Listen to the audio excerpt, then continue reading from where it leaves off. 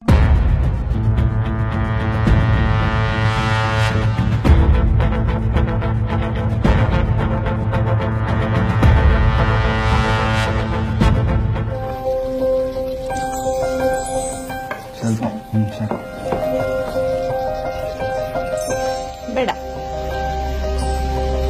ನೀನ್ ತುಂಬಾ ಚೆನ್ನಾಗಿ ಅಡಿಗೆ ಮಾಡ್ತೀಯ ಕಣೆ.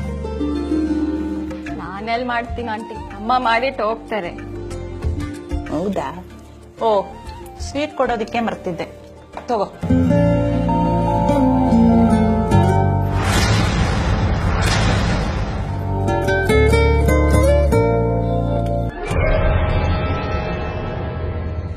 ಯಾಕೆ ಸ್ವೀಟ್ ತಿನ್ನಲ್ವಾ ನೀನು? ನಮ್ಮನೇಲಿ ಗೋಹತ್ಯೆಯಿಂದ ಮಾಡುವ ಯಾವ ವಸ್ತುಗಳನ್ನು ಯೂಸ್ ಮಾಡೋದಿಲ್ಲ. ಗೋಹತ್ಯೆಗೂ ಸ್ವೀಟಿಗೂ ಏನ್ ಸಂಬಂಧ? ಸಂಬಂಧ ಇದೆ.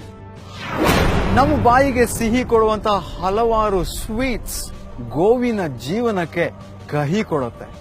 ಇದು ನಮಗ್ ನಂಬಕ್ಕಾಗಲ್ಲ. ಆದ್ರೆ ಗೋ ಹತ್ಯೆಯಿಂದ ಸಿಗುವಂತಹ ಲಿವರ್, ಫ್ಯಾಟ್, ಇಂಟೆಸ್ಟೈನ್, ಬೋನ್ಸ್ ಇತ್ಯಾದಿಗಳನ್ನು ಉಪಯೋಗ ಮಾಡಿ sweets, chocolates, ice creams, gelatin ಹೀಗೆ ಹಲವಾರು ವಸ್ತುಗಳನ್ನ ತಯಾರು ಮಾಡಲಾಗುತ್ತೆ.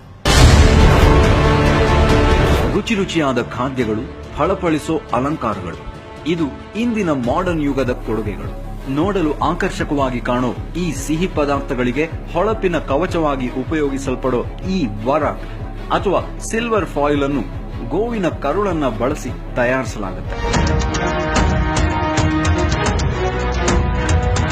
ಚರ್ಮ, ಮೂಳೆ ಮತ್ತು ಕೊಬ್ಬು ಇತ್ಯಾದಿಗಳನ್ನ ಮಿಶ್ರಣ ಮಾಡಿ ತಯಾರಿಸೋ ಜಿಲೆಟಿನ್ ಅನ್ನು ಮಾರ್ಷ್ಮೆಲೋ, ಕ್ಯಾಂಡಿಗಳು ಇತ್ಯಾದಿ ಸಿಹಿ ಉತ್ಪನ್ನಗಳಲ್ಲಿ, ಡಯಟ್ಗಾಗಿ ಬಳಸೋ ಪದಾರ್ಥಗಳಲ್ಲಿ ಉಪಯೋಗಿಸಲಾಗುತ್ತೆ. ಬೇಕರಿ ಉತ್ಪನ್ನಗಳಲ್ಲಿ, ಚೂಯಿಂಗ್ ಗಮ್ ಇತ್ಯಾದಿಗಳಲ್ಲಿ ಗೋವಿನ ಕೊಬ್ಬು ಬಳಕೆ ಮಾಡಲಾಗುತ್ತೆ. ಇನ್ನು ಗೋವಿನ ಕೊಬ್ಬನ್ನ ಬೆರೆಸಿ ಮಾಡಿದ ಕಲಬೆರಕೆ ತುಪ್ಪ ಮಾರುಕಟ್ಟೆಯಲ್ಲಿ ಅವ್ಯಾಹತವಾಗಿ ಮಾರಾಟಗೊಳ್ತಾ ಇದೆ.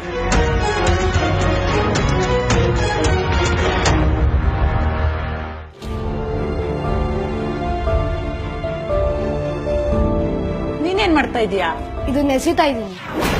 ಗೋ ಹತ್ಯೆಯಿಂದ ಹಲವಾರು ವಸ್ತುಗಳನ್ನ ತಯಾರು ಮಾಡಲಾಗುತ್ತೆ. ಅದರ ಚರ್ಮದಿಂದ ಲೆದರ್ ಐಟಮ್ಸ್ ನ, ಹಾಗೇನೆ ಲಿವರ್, ಫ್ಯಾಟ್ ಇತ್ಯಾದಿಗಳನ್ನು ಉಪಯೋಗ ಮಾಡಿ ಸೌಂದರ್ಯವರ್ಧಕಗಳು, ಫುಡ್ ಐಟಮ್ಸ್ ಹೀಗೆ ಹಲವಾರು ವಸ್ತುಗಳನ್ನ ತಯಾರು ಮಾಡಲಾಗತ್ತೆ ಅನ್ನೋದನ್ನ ತಿಳ್ಕೊಂಡ್ವಿ. ಹಾಗೂ ನಾವು ಯಾಕೆ ಅದನ್ನು ಉಪಯೋಗ ಮಾಡಬಾರ್ದು ಹಾಗೂ ಅದಕ್ಕೆ ಆಲ್ಟರ್ನೇಟಿವ್ಸ್ ಏನು ಅನ್ನೋದನ್ನ ತಿಳ್ಕೊಳ್ಳೋದಕ್ಕೂ ಕೂಡ ಪ್ರಯತ್ನ ಮಾಡಿದ್ವಿ. ಆದ್ರೆ ಗೋ ಹತ್ಯೆಯಿಂದ ಇಷ್ಟೇ ಅಲ್ಲ, ಇನ್ನೂ ಹಲವಾರು ವಸ್ತುಗಳನ್ನ ತಯಾರು ಮಾಡಲಾಗುತ್ತೆ. ಆದ್ರೆ ಅದನ್ನ ತಿಳ್ಕೋಬೇಕು ಅಂತಂದ್ರೆ ಮುಂದಿನ ವಿಡಿಯೋ ನೋಡೋಣ. ಗೋ ಹತ್ಯೆಯಿಂದ ತಯಾರಾದ ಉತ್ಪನ್ನಗಳ ಉಪಯೋಗ ನಿಲ್ಲಬೇಕಿದೆ. ಅವುಗಳ ಉಪಯೋಗವಾಗಿದ್ದಲ್ಲಿ ಅದನ್ನು ಕಡ್ಡಾಯವಾಗಿ ನಮೂದಿಸಬೇಕೆಂದು ಸರ್ಕಾರ ತಾಕೀತು ಮಾಡಬೇಕಿದೆ.